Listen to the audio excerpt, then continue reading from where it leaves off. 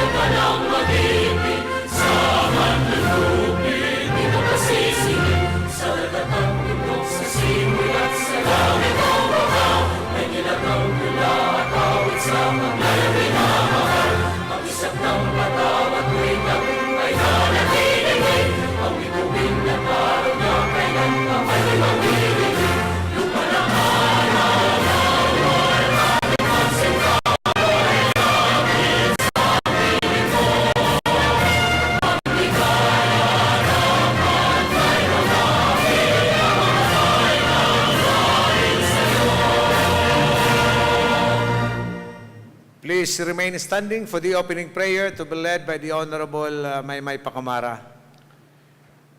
Dear Lord, as we deliberate in today's session, give us the wisdom to overcome passion. Give us that understanding heart to do away with prejudice. Give us the foresight to know what the future may devise. Give us the courage and strength to seek the truth and what is good. Give us the facility of language that we may be understood. And finally, our Lord, make us worthy public servants of this province. We deeply love and highly honor the province of Camarines Sur, the premier province of Bicol Region. Amen. Thank you, Honorable Pacamara. May I now request the Secretary to do the roll call? Honorable Vice Governor Fortunato C. Peña. Present. Honorable Board Member Warren A. Senior. Honorable Board Member Romulo O. Hernandez. Honorable Board Member Darius S. Nopram. Honorable Board Member Fabio F. Figuracion.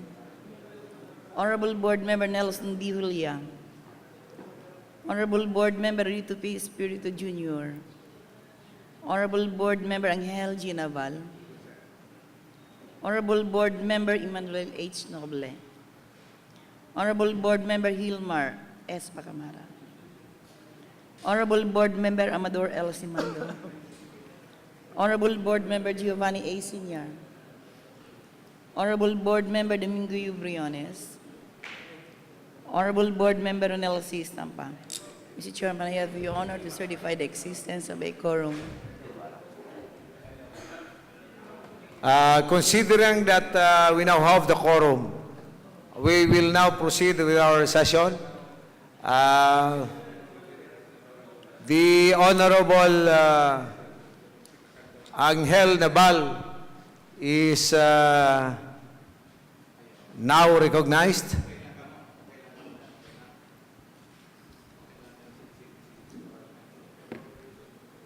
Approval of the journals of the previous session and approval of the agenda. Ayun. Mapo na po kami. Madali lang po. Mapo na kaya. Thank you, Mr. Chairman. Approval of the Approval agenda. of the agenda. If there will be no inclusion, Mr. Chairman, of the agenda, I move for its approval. Any second? Duly seconded. Any remarks, objection? The chair hears none. The agenda for today is hereby approved. Reference of business, F3. Circulars, letters, and other communications. F3. Mr. Chairman, may we request our Provincial Secretary to please read F3A, a letter coming from Attorney F3A, Macaraig. Honorable Mix Villaferte, Governor, Province of Camarines Sur, Provincial Capital, Cadlan-Pili, Camarines Sur. Request for downloadable copy of ordinances, resolutions, and executive orders. Dear GovMix, I would like to respectfully request the provincial government of Camarines Sur to include in its website the complete list of downloadable PDF format, standing ordinances and resolutions in the Sangguniang Panlalawigan, in the executive orders of the Office of the Governor, as well as agenda for scheduled legislative session which are regularly updated. In this day of and age, it would be hard to imagine a self-respecting administration such as yours that does not provide online direct unhampered file access to its official public acts and issuances affecting the basic services in operation in and around the province. There is nothing wrong in regularly posting photos about sports, leisures, and tourism activities in a government website, but priority must be given to the publication of basic information directed for the benefit of its own constituents. Yes, one could easily go to the provincial capital and get a photocopy of these public acts and issuances, and for a fee, of course. But wouldn't it be more genuinely practical, helpful, and realistic if we really mean to serve and care for our constituents if the same information would just be made available online? The foregone fees involved in photocopying public acts and issuances wouldn't even cost an inch to the provincial budget or delay government infrastructure projects or cause sufferings to the people. As of this writing, the newly designed website of the province of Camarines, which designed, by the way, looks patterned with that of Naga City, does have a link to law and ordinances, but said link is dead, worthless. It would not require a miracle to bring life to it, but we could treat your favorable action as one. We thus pray for you to do what is right. Signed, Attorney Alain Ray C. Macaraig. Copy furnished, Sangguniang Panlalawigan, care of the Provincial Secretary, Province of Camarines Sur. Mr. Chairman, since this is under reference of business, so we might as well refer the matter to the Committee on Internal Rules. Otherwise, if we want to discuss it, because it seems that this Attorney Macaraig does not know where to look the ordinance and resolutions. Considering that it will be an insult to the Sangguniang Panlalawigan and to the Vice Governor himself, when we were declaring that we are online, we are paperless, and this attorney does not know where to look resolutions and ordinances. So maybe, Mr. Chairman, we can invite him, and maybe we can ask him if he can, what support can he, so that the Sangguniang Panlalawigan, even the capital, can have this kind of website that is comfortable with him.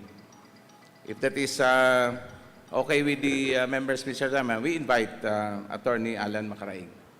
So that we will know kung ano ang gusto niyang mangyari. Anong gusto niyang sistema. Samantalang iguana kita, naghahanap ang iba.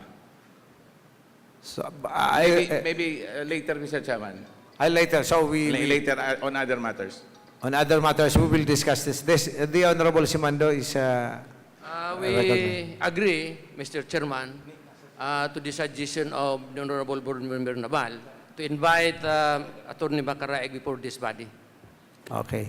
So we'll discuss this further in the other matters. In other matters, Mr. Chairman. Okay.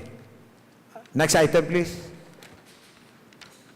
Letter dated September 19, 2013, from Simplicio D. Gonzalez, District Engineer, 2nd Engineering District Office, furnished Sangguniang Panlalawigan the status report of various infrastructure projects for the month of September 2013. Mr. Chairman, let this item be noted. Duly noted. Letter dated July 29, 2013, from Father Granuel and Pitapit, Chairperson, addressed to the Sangguniang Panlalawigan through the Chairperson, the Sangguniang Committee on NGOs, POs, Cooperatives, applying for accreditation for partnerships, undertakings, with the provincial government as manifested in the attached Board Resolution number 005, Series of 2013. F3C. Mr. Chairman, let this item be referred to BAT, the Committee on NGOs and Cooperative. So be it prepared. Letter dated September 26, 2013, from Mr. Omar Karim S. Perbera, Local Legislative Staff Officer 3, Office of the Secretary to the Sangguniang, furnishing copy of the status report of resolutions, ordinances of the Sangguniang Panlalawigan for the month of August 2013. Mr. Chairman, I move that let this item be noted. Noted. F4, review of municipal and city resolutions and ordinances. On review of municipal and city resolutions and ordinances, Mr. Chairman, containing 7 items, I move that those items be referred to appropriate committees as marked. So all those items for review are hereby referred to the concerned committees as marked. G, calendar of business. G1, committee report. Committee on Laws, Honorable Simando. Yes, the committee report of the Honorable Simando.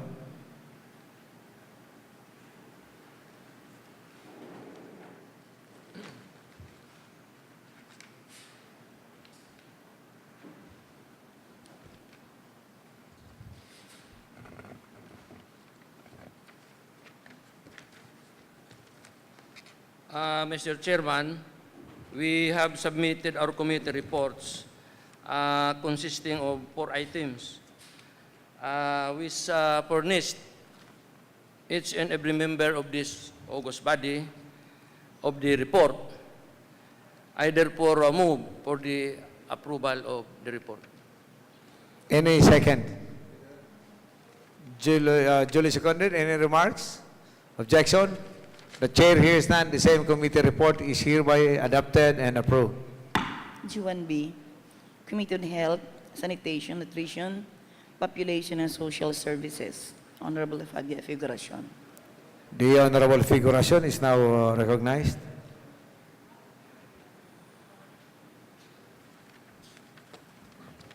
Thank you, Mr. Chairman, Speaker Pro Tem. Under committee report, there are 2 items. 1, Municipal Ordinance Number 21207, Municipality of San Fernando, Camsur, entitled An Ordinance for Health and Sanitary Code of San Fernando, Camsur. Item number 2, an ordinance regulating the practices of trained birth attendants and all health workers on safe motherhood, maternal, and child health care program in the municipality of San Fernando, Camsur. Our findings of the committee, Mr. Chairman, Mr. Speaker Pro, move for the approval of the committee report. Any second? Duly seconded. Any objection? Remarks? The chair hears none. The same committee report is hereby approved and adopted. Other matters. Mr. Chairman, earlier in the communication, we received a letter from a certain attorney, Alan Reyes C. Macaraig. In fact, in his letter, we are only copy furnished of a letter coming from Attorney Macaraig, including the DILG, the Office of the Department of Interior and Local Government. We have, Mr. Chairman, a concerned citizen who would like to have a good perspective of the province. In fact, he is suggesting that if there can be a downloadable system so that people in the province can easily access the resolution and ordinances of the province. In fact, Mr. Chairman, aside from the Sangguniang Panlalawigan having this online or website, we already launched the book for ordinances. So in fact, and I suppose all of these are downloadable or accessible in online. But here is a letter, Mr. Chairman. In fact, we will appreciate this as a positive approach so that he is suggesting something of what can be the provincial government to be of service. But we would like to invite him, Mr. Chairman, because it seems that there are some instances in his letter that he seems he do not know. When he says that mas madali ngayong magdigdi sa Kapitolyo para maghagad kopya with certification fee, aanuhon mo man ngayong kadikit sa nangayan sa kadakulang kwarta kang probinsya. Pwedeng ngayong gusto sabi, pwedeng daina. But he is writing a governor who cannot dispose of, who cannot easily remove the certification fee except the Sangguniang Panlalawigan. He cannot ask the governor to remove the certification fee by reason of his request because it needs a resolution or an ordinance coming from the Sangguniang Panlalawigan. So, irak man ki governor, Mr. Chairman, medyo pati si itong mga picture dyan, pictuyaw pa, he can just easily ask, he can simply ask and suggest. Ini yung paghagad niyang dawa nga, ang mas gusto pagaro ngayon na mas maray pang magdigdi na maghagad certification, imbes na ngayon online na lang, tangaling mayong bayad, dapat ko tayo ilibre na sa ngayon, tagasino na ang certification fee, compared duman sa ano sa income tax. The governor has no say to that, Mr. Chairman. So, we would like to invite him, Mr. Chairman, including the DILG, plus the personality involved there. I think that, Sangguniang. So that we will appreciate his intention of recommending positive things to us. Pero siguro, iisihon taman sa parte po kan Sangguniang, on Office of the Governor, kung ano tarog ka to si nangyari. In fact, Mr. Chairman, the website is being, I don't know kung anong tamang term kayan, pigbabago or piga-upgrade. Kaya nga ni siguro kulang linkages. But of course, if you go to Sangguniang Panlalawigan website, you can access all the resolution and ordinances, including the agenda. Nigdi po sa letter niya na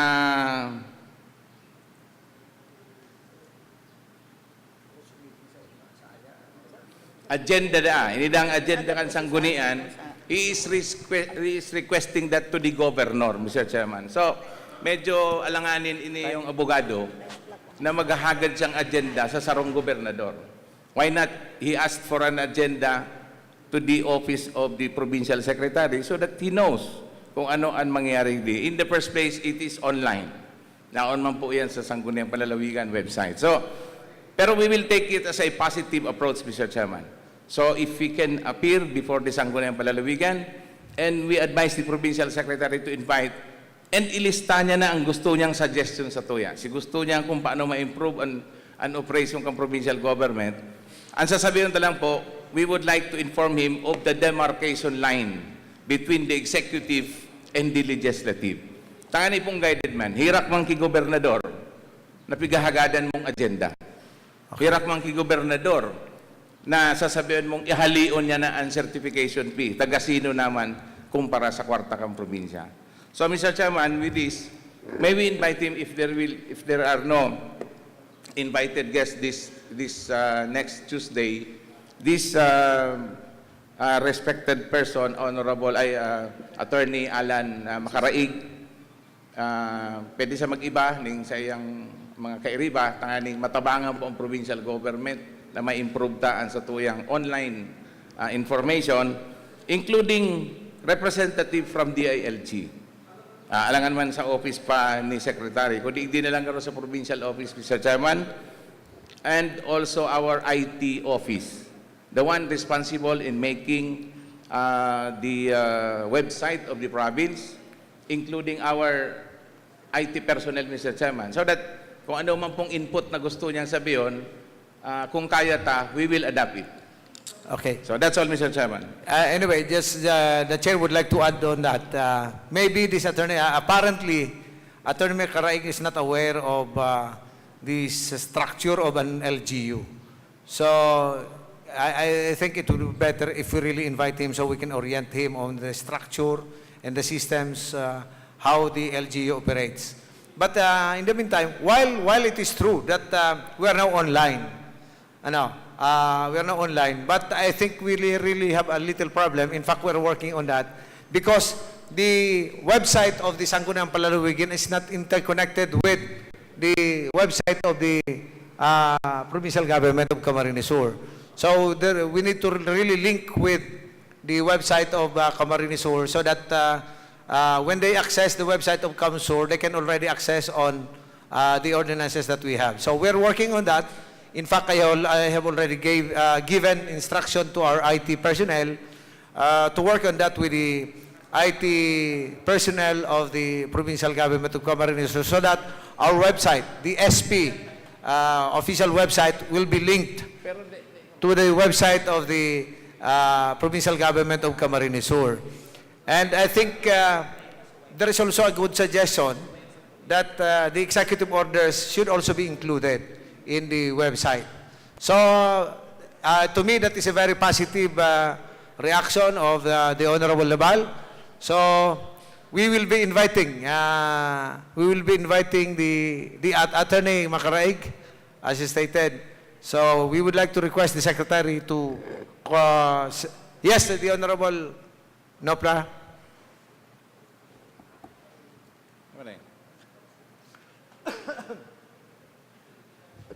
Mr. Chairman, for clarity, Mr. Chairman, as I was listening to Board Member Nabal, it appears, Mr. Chairman, na naka-open sa pagmati niya, hindi kung tama ako, itong araw kang klase kang tenor, kang surat. But then, Mr. Chairman, ang pagtubod ko po, ito madali nasa next session, papa-aperon ta na kita medyo karoon na antagonize kang surat na ito. Pag-urulayan ta daw yan.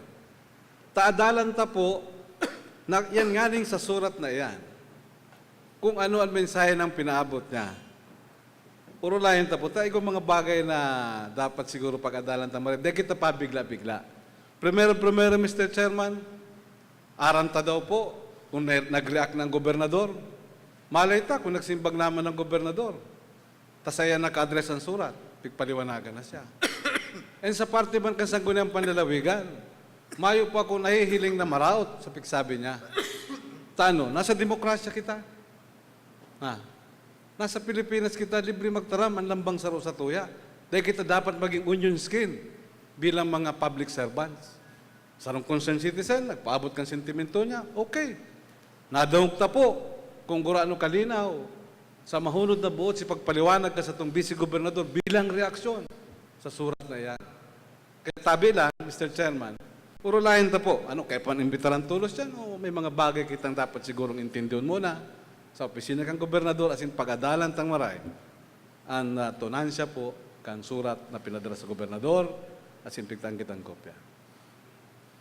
Mr. Chairman. Okay, so any other remarks? Yes, the Honorable Pacamara.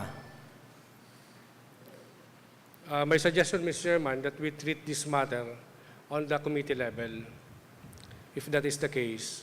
Di man kayo po, Mr. Chairman, nadigdi mismo sa session ta. Sa committee ba na muna, may mga tao kitang iimbitaran, and siguro sa office ni Gob, tama ba ito, kay Board Member Nupla na may nagsimbag sa opisina ni Gob, mapadapit pa sa surat ni Attorney Macaraig, dahil po yan aram. So, for me, my suggestion, Mr. Chairman, that we treat this matter under a committee hearing bako na sa session, sa next session. That's all, Mr. Chairman. Any other comments, remarks, suggestion? Yes, the Honorable Bani Siniar. Mr. Chairman, this is a different thing. This is in connection with of our invitees last session, wherein the officers of the Department of Agriculture were invited. And I was quite surprised, Mr. Chairman, because they were presenting plans and programs that were only intended for inland farming. And I am much concerned with what the plans and programs that they intend to do this year and the next year for the bodies of water. Mr. Chairman, this is specifically for the Bureau of Fisheries and Aquatic Resources, as well as the apprehensions that they have made for the illegal activities in our bodies of water. So, Mr. Chairman, with the permission of the Chairman of the Committee on Agriculture, may this representation ask that or request that the officers in charge or the Director of the Bureau of Fisheries and Aquatic Resources be invited in probably on the next session or the more appropriate time, Mr. Chairman, that the officers in charge of that bureau be invited so that they can also present the plans and programs that they intend to do for this year and the next year, Mr. Chairman. Okay. That's all. So, but we have to resolve first the issue of Attorney Macaraig. Well noted. We'll go back to that Yes, later. yes, Mr. Chairman. But we have to settle first the issue on whether we will invite Attorney Macaraig or not. So there was, yes, Honorable Laval. There is a motion, Mr. Chairman, for the invitation. If they would like to register it as an opposition, then we might as well go to division of. Yes, Otherwise, if that is a sincere request, I can consider that. Ano po yan? Opposition? You are going no? Dahil may motion kaya ako for its approval. 1 minute recess. So talang marama kung ano.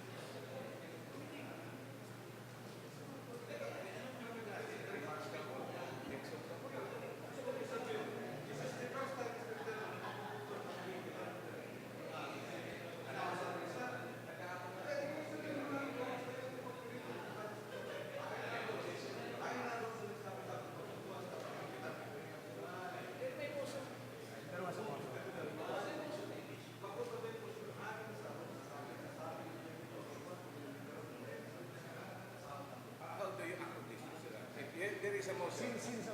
If there is a motion, Mr. Chair. Yes, we have to resolve this. There is a motion. Paano ba yung result yung deciding over there? Kung may objection, we have to remarks.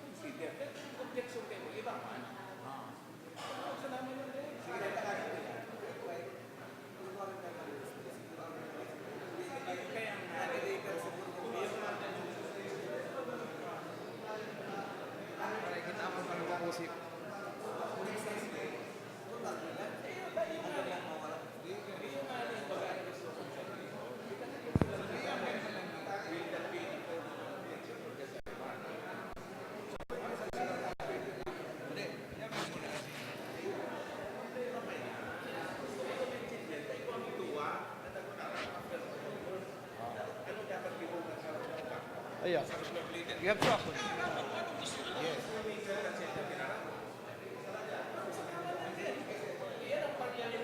Yes, yes.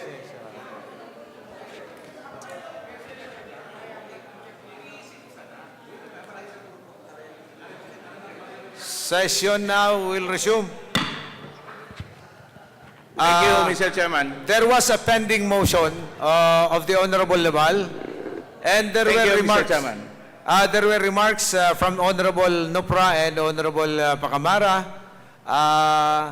but I think the Honorable Naval has the floor now. Yes, Mr. Since there is no remarks, there is no objection to the effect, and I adhere to the call, let it be referred to the committee, Mr. Chairman.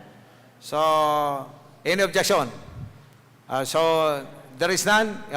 The same item is referred to the concerned committee.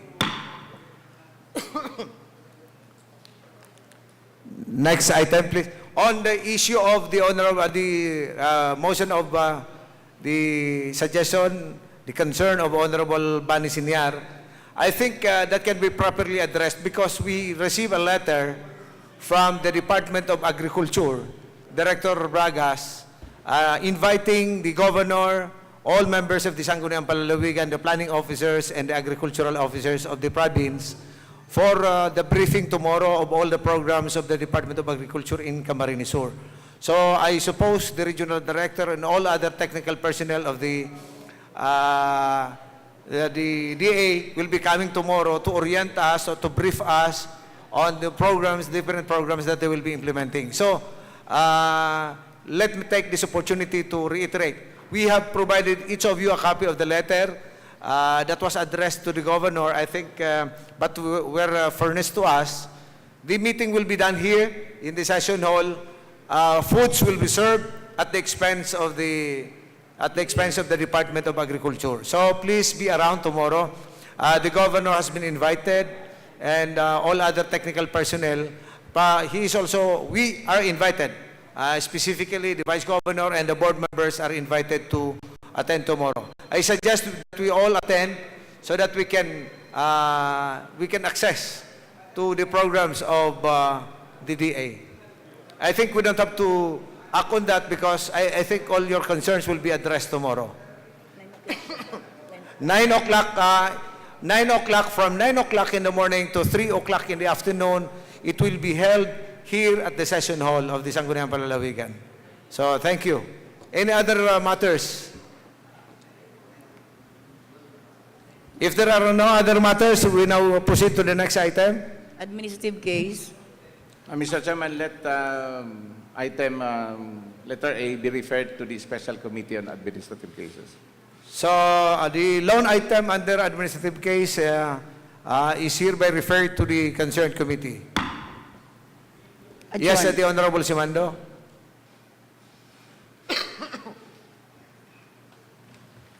Mr. Chairman, this administrative case, which has been referred to my committee, is captioned Bicol Chromite and Manganese Corporation, complainant, versus Mayor Delphin R. Pilapil Jr., respondent.